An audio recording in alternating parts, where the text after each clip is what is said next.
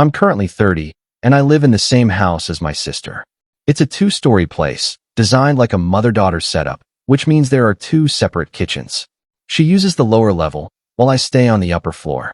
My sister spends most of her time away since she frequently stays over at her boyfriend's place, about 20 miles from here. As I mentioned, I'm 30 now. There's really no reason for being by myself at home to ever make me anxious. Still, I have to confess that it occasionally does bother me. One evening I was alone, sitting in my living area and watching a horror film. The layout up here is completely open, combining the living space, dining area, and kitchen into one large room. My sofa sits right in the center, so when I'm facing the television, a huge portion of the space is directly behind my back. For anyone who gets startled more easily, that spot wouldn't feel very secure for watching a frightening movie by yourself. Honestly, as I sat there in the dim room lit only by the screen's glow pushing back the shadows, I kept turning my head to check behind me repeatedly. I assume plenty of other guys my age do the same thing.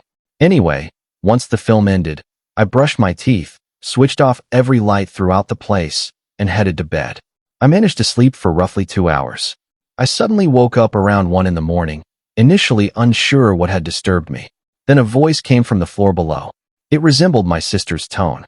It seemed like the sound was coming from inside the house, not from outside asking to be let in. Even so, I recognized it as her voice. I couldn't quite make out what she was shouting toward me, but my mind was still foggy and unclear.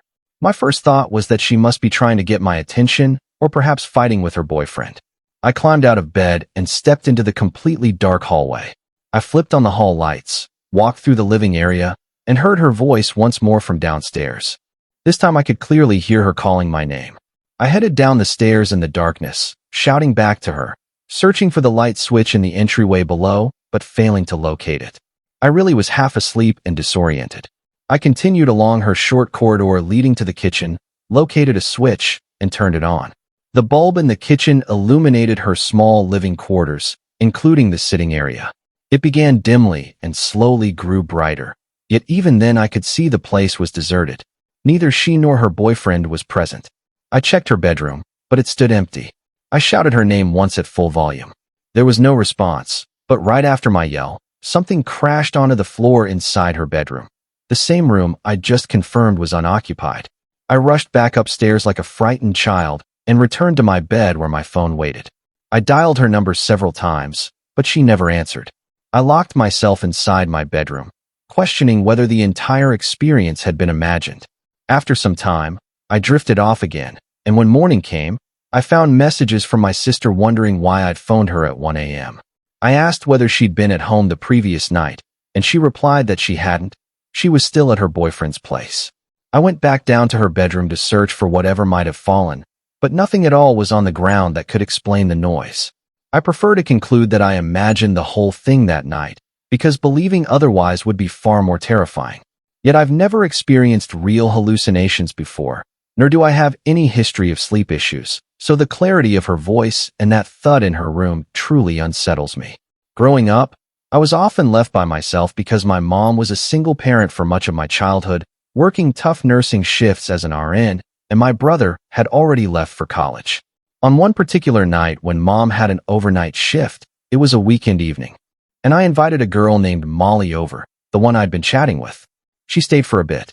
We watched a few films together and hung out, but then she needed to head home since her parents didn't allow late nights. That left me alone to look after the house.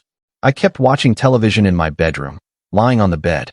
My room is upstairs and faces the backyard, so I clearly heard the sound of a chair being pulled across the deck outside. I got up, peered through the window, and noticed someone seated in one of those deck chairs below. Thinking it might be Molly returning, since she'd only departed less than 10 minutes earlier, I called out her name. The figure glanced up toward me, but it definitely wasn't her. I quickly stepped back from the window to stay out of sight. The person wasn't familiar to me, at least not in the low light. I messaged some buddies in our group chat, asking if any of them were pranking me.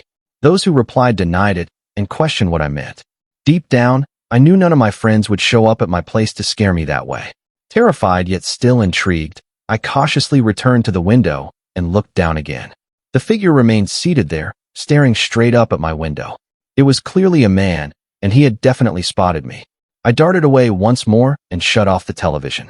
I curled up on my bed, hugging my knees tightly. I stayed in the dark for some time. I avoided lighting up my phone screen, afraid the glow might give away my position. I barely moved at all since the window was open, worried any noise would reach him. My hope was that he'd think I'd left the room entirely. I stayed motionless for what felt like a long wait, at least 5 full minutes. I convinced myself the guy outside must have left by then. Gathering my nerve, I slowly approached the window again.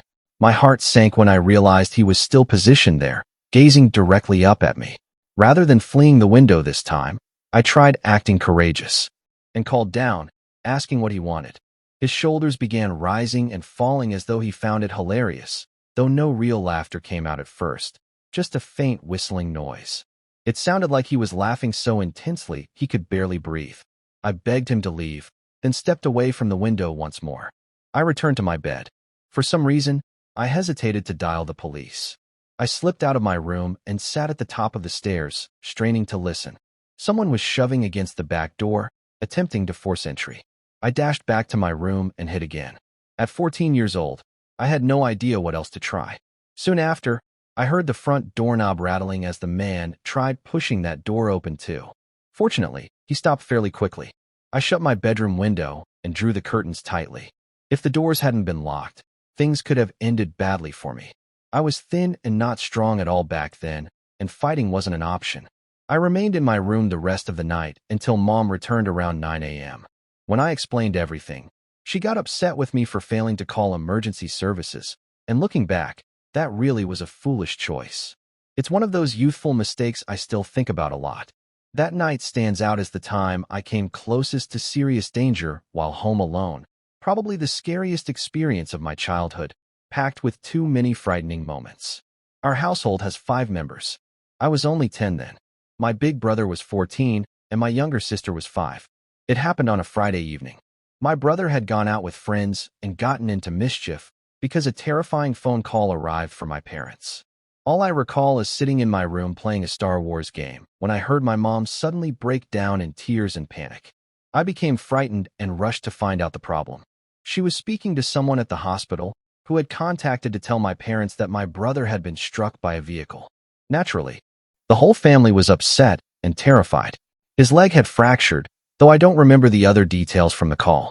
What I do know is that my parents quickly grabbed their jackets, picked up my little sister from her room, and asked whether I felt comfortable staying by myself. I said I was fine, so they rushed out to the car and drove off. Of course I was concerned about my brother, but I really didn't want to visit the hospital and see him hurt. I suspect my parents didn't want my sister or me there either, but they couldn't leave a 5-year-old unsupervised. Just to note, my brother healed completely, and his injury isn't important beyond explaining why I ended up alone that Friday night. Right before Dad left, he was reassuring Mom that everything would turn out all right. Seeing him so composed helped calm me down.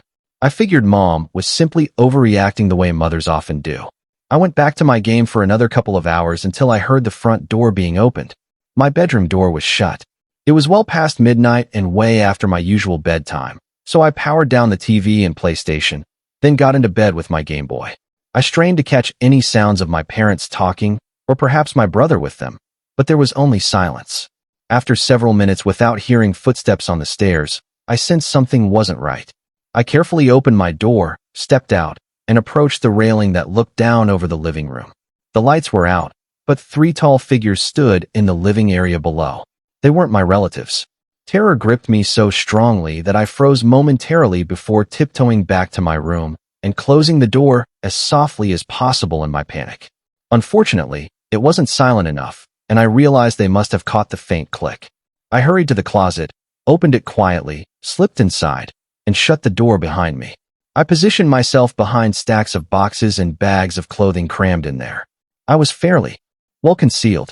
For what felt like an eternity, I waited, dreading the moment my bedroom door would open, and then it did. In that instant, I was convinced I was about to die. Footsteps entered the room. I couldn't tell whether it was one person or more. Possibly one, possibly 2. The steps approached my bed, and I heard the blankets being disturbed. Then quietness, followed by movement toward the closet, another pause, and finally the closet door swinging open. My heart pounded wildly in my throat. I stayed perfectly still, holding my breath. The door remained open for an extended period, but I refused to look up. I didn't dare shift. It must have been at least 20 seconds of dead silence before the door finally closed. The footsteps retreated from the closet, then left the room entirely. Only then did I glance up and realize that from my crouched position behind the clutter, I might actually have been partly visible. It took close to an hour before I heard my parents arrive home. I raced downstairs to meet them. The intruders had left the front door slightly open, and they'd taken various valuable items from the house. That evening turned an already awful day into a nightmare for the entire family. In their haste to reach the hospital, my parents had apparently forgotten to lock up. I was fortunate not to have been harmed or taken. Even now, I wonder whether the person who stood at the open closet for those long 20 seconds actually spotted me hiding there. Perhaps he was only interested in theft and had no intention of harming or abducting a kid. Or maybe he truly missed seeing me, and I barely avoided something terrible. There was also the time I stayed completely alone in the house for a full week as a teenager, which was unusual because my parents rarely traveled. My mom's wealthy friend Patty had invited them on an all-expenses-paid getaway. Since I'm an only child, the house was mine for that stretch. We lived in Newark, Ohio, located in Licking County, yes. The county really is named Licking. Our old family home backed onto woods, situated on a peaceful street where hardly any cars passed daily. The backyard featured a massive deck facing the trees, a good-sized yard, a small fish pond, and an above-ground pool. This occurred on a Thursday evening. I remember the day clearly because I'd been discussing weekend plans with friends earlier. It was July 2013. I was relaxing on the deck, smoking some weed while music played from my speaker. That's when things began. I thought I caught a voice drifting from the woods. I turned the volume down and waited to listen. Nothing followed, so I cranked the music back up. But once it was loud again, another voice came from the trees. This time I switched the speaker off entirely and paid closer attention. Sure enough, the voice called out once more, proving I hadn't imagined it. It belonged to a man, saying, "Hey, over here." The sound wasn't extremely far, maybe 20 to 30 yards into the woods from the deck. At first I never imagined the call was meant for me, perhaps neighborhood kids playing some game like hide and seek. Then it repeated, "Hey, over here. We need help." Now I noticed the voice was too mature for a child. And hearing, "We need help," naturally raises alarm.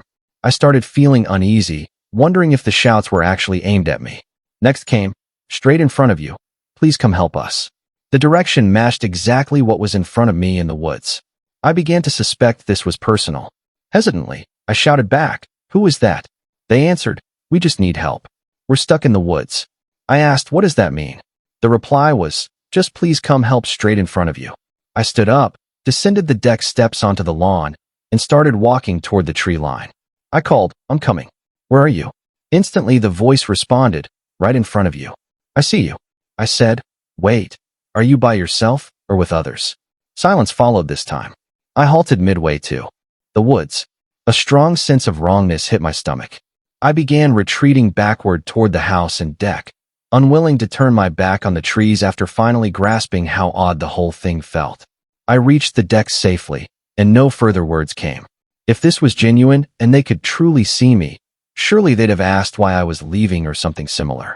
They realized I'd grown suspicious, but who knows how many were hiding in there. It could have been one person or several.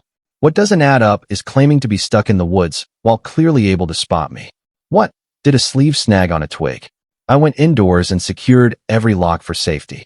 I hung out in the living room for a while, still feeling the effects of the weed, which probably explains why I was initially so willing to believe them, being relaxed and mellow. But then the voice returned from outside, noticeably nearer, now definitely in the backyard rather than the woods. I also heard water splashing, possibly from the pool or pond. I rushed to a window to look out. At first I saw no one, but then the voice said, "I see you," accompanied by a chuckle. That's when I spotted him. At least one man was visible. He was crouched behind the pool on the far side, showing only his head. The darkness made it impossible to discern much beyond his dark, medium-length hair. I pulled the blinds shut and attempted to disregard him. Perhaps ignoring him would make him bored. He seemed like a twisted individual who got a thrill from frightening people, so I refused to play along. My limit came when violent pounding started on the very window I'd just covered, and the man screamed, "Help!" aggressively from the other side. I yelled back at full volume, telling the creep to get lost because the cops were on their way. I repeated it loudly, trying to sound more unhinged than he was. From beyond the glass, his laughter began. It gradually quieted as he apparently moved off. I collapsed onto the couch, shaking uncontrolled and gasping for air. I remained there for a while, and it appeared he'd finally left. I still slept decently that night, since weed tends to help me rest. I sometimes think about whether I'd have reacted differently without being high. That encounter left me much more cautious about who I let near the house. At 23 years old, I still reside with my parents. One afternoon when both were out, I was shooting hoops in the driveway. During the game, I glanced up toward an upstairs window and noticed a woman standing there. She wasn't my mother or any relative. It was a complete stranger. As soon as she realized I was looking, she vanished from view. I hurried inside and upstairs to the lounge area, but she was gone. I searched every possible space. All bedrooms, bathrooms, every closet. Then I went through the main level, living room, kitchen, dining area, spare bedroom, additional closets. Lastly, I checked the basement, though I doubted she'd be down there. It's a compact space with a few sofas, a small bar, and 2 closets. Hiding spots were limited. Still, when I reached the second closet, my fear peaked since I couldn't think of anywhere else she might be concealed. This was the final place left to inspect. I jerked the door open quickly, like pulling off a bandage, and immediately stepped forward into the space in case she was waiting, hoping to surprise her. But I only collided with hanging coats and hangers. I stood there baffled. I refused to doubt my own eyes, though. I'd seen that woman clearly, no question. It wasn't something easily mistaken for imagination. I returned to the middle level and shouted loudly that whoever was inside needed to leave immediately. My yell was so intense that the neighbor next door came over to check on me. I explained that I'd literally just seen an unknown woman staring down from our upstairs window while I played basketball. He joined me for another thorough search. When we found no trace of her, I concluded she must have slipped out the back door, which I'd left unlocked earlier when fetching the ball from the yard. My neighbor went home.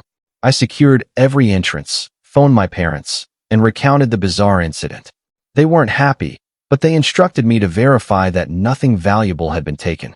I checked carefully, and thankfully all the important stuff remained untouched. Now jump ahead to later that night. After one final sweep of the house for reassurance, I tried to sleep. Falling asleep proved difficult. My thoughts kept racing, understandably. Few people can understand what it's like to spot an intruder watching from inside your own home. But being unable to relax actually worked in my favor here. I'd just begun to doze off a little when faint sounds came from the opposite side of the bed. With the ceiling fan running, the room wasn't totally quiet, which delayed my reaction to the initial noise. But the sounds gradually became more like a person moving. I rolled over, and there she was, crawling out from beneath my bed. She rose to her full height. She rose to her full height above the bed, and I let out a scream even louder than the one from earlier. I leapt from the mattress and threw myself at her, knocking her down to the floor. I wrapped my hand tightly around her throat and demanded to know who she was. At that moment, my doorbell rang. It was my neighbor once more. I hauled the tall, grimy-looking woman up from the ground and pulled her along with me toward the front entrance while she fought back, clawing wildly at my arms. To this day, I carry 2 faint scars on my right forearm from her fingernails. I swung open the front door, and my neighbor stepped inside without hesitation to assist me in holding her down. That was the point when I finally phoned the police. Throughout the entire wait for the officers to arrive, the woman kept shrieking and hurling insults at both my neighbor and me, issuing threats the whole time. The most accurate description would be that she appeared and behaved exactly like someone addicted to meth who was in the middle of severe withdrawal symptoms. When the police finally showed up, one of the officers immediately recognized her. They had encountered her on several previous occasions. Her name, fittingly enough, was Karen. It felt deeply gratifying to see her being placed into the rear of the patrol car. I made sure to thank my neighbor sincerely for responding so fast and helping me out. Even that night, my thoughts kept spinning nonstop. Yet rather than being utterly terrified, which I still was to some degree, I experienced this powerful wave of satisfaction washing over me. I'm not entirely sure I can put into words the precise reason behind it. Don't forget to like, subscribe, and hit the bell to get the notification for daily revenge, horror, and other stories, and keep watching and stay tuned. Reddit Tales time.